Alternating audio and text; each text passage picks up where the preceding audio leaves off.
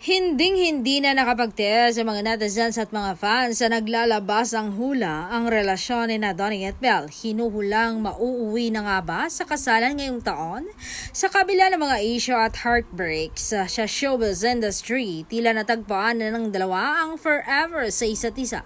Bakit nga ba sobrang sigurado na mga nakakasama nila na si Belle na ang dawan para kay Donnie?